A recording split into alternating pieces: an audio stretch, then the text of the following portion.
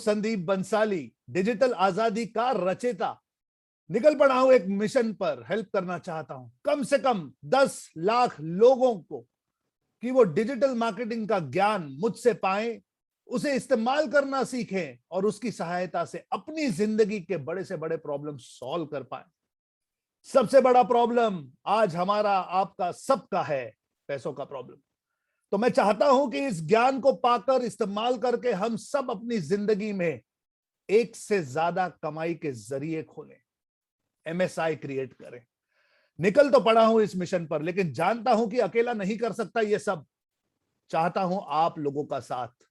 आप सब लोग मेरे इनर सर्कल मेंबर्स, मेरी क्लोज फैमिली, आपके बिना मैं ये नहीं कर सकता।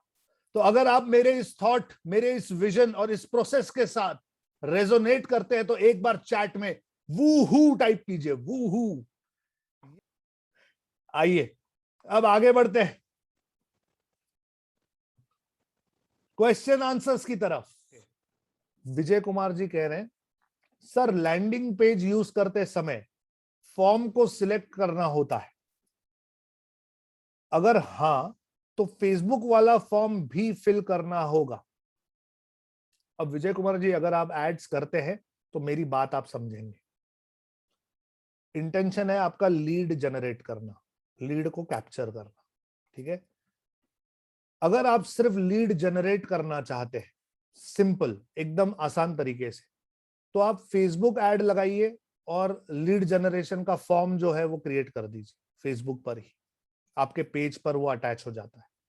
लैंडिंग पेज पे जाने की जरूरत ही नहीं, मेरी बात समझिए, लैंडिंग पेज की जरूरत ही नहीं। लेकिन कई बार हम ये चाहते हैं कि फेसबुक पर से जो भी हमारा लीड है वो पहले हमारे लैंडिंग पेज पे जाए, वहां पे हमारा वीडियो है या जो कुछ भी हमने लिखा है पढ़े, और अगर उसे सही लगे तो ही वो वहां पे अपना नाम और ईमेल आईडी डाले, राइट। अगर हम लैंडिंग पेज इस वजह से यूज कर रहे हैं, जिसे हम लीड क्वालिफिकेशन कहते हैं, कि एक लीड पहले क्वालिफाई हो जाए और उसके बाद हम उसे कैप्चर करें, तो ऐसे ट्रांजैक्शन में हमें लीड जनरेशन नहीं करना चाहिए, हमें कन्वर्जन ऐड करनी चाहिए।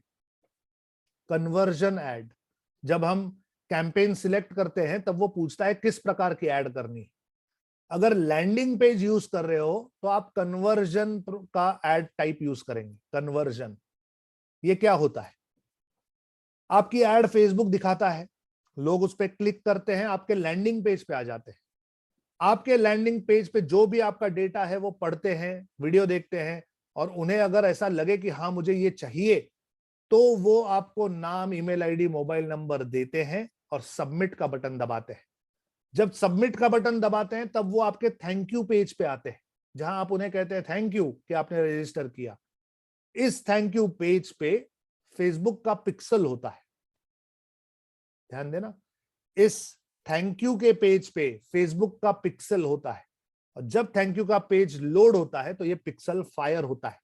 तब फेसबुक को पता चलता है कि कोई लीड हमारी एड से लैंडिंग पेज पे जाके थैंक यू पेज पे पहुंच चुका है, तो वो उसे एक कन्वर्जन कंसिडर करता है। आई बात समझ में? तो अगर आप लैंडिंग पेज यूज कर रहे हैं तो आप एक कन्वर्जन वाला कैंपेन चलाएंगे।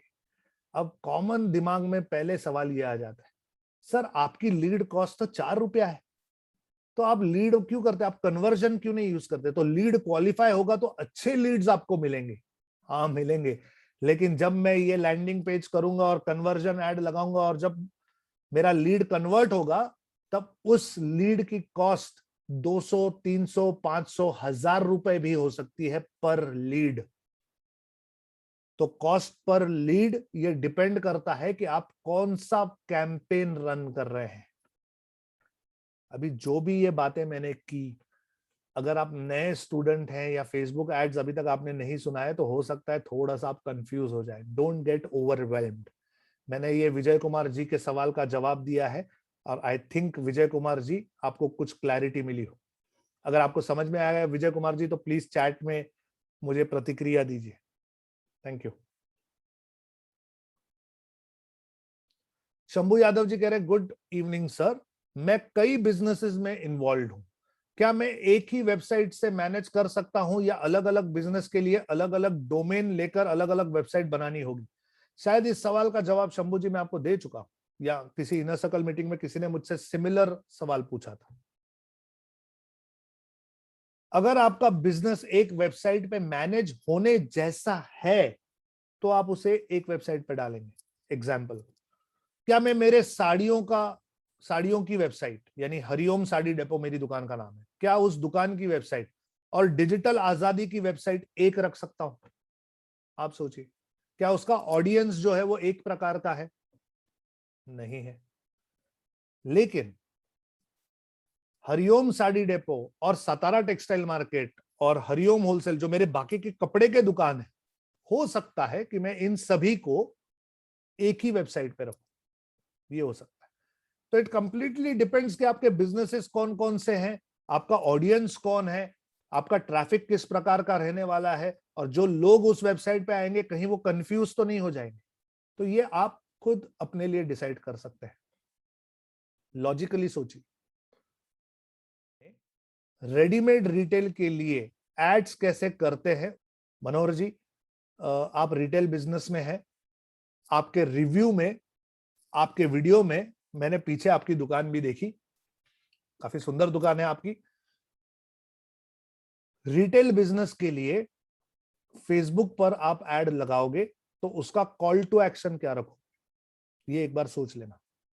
सबसे पहले कि आपकी एड दिखाई दी, उसके ऊपर किसी ने क्लिक किया, तो उसका अगला एक्शन क्या होगा?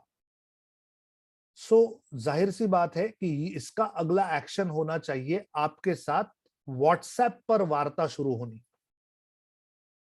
ये सबसे लॉजिकल है, क्योंकि कपड़े का माल या डिजाइन या आइटम्स आप वेबसाइट पे बेच नहीं पाओगे, क्योंकि जब तक वो फोटो निकाल के आप वेबसाइट पे डालोगे तब तक दुकान से बिक चुकी होगी, और उसकी इन्वेंट्री मैनेज करना is not an easy thing.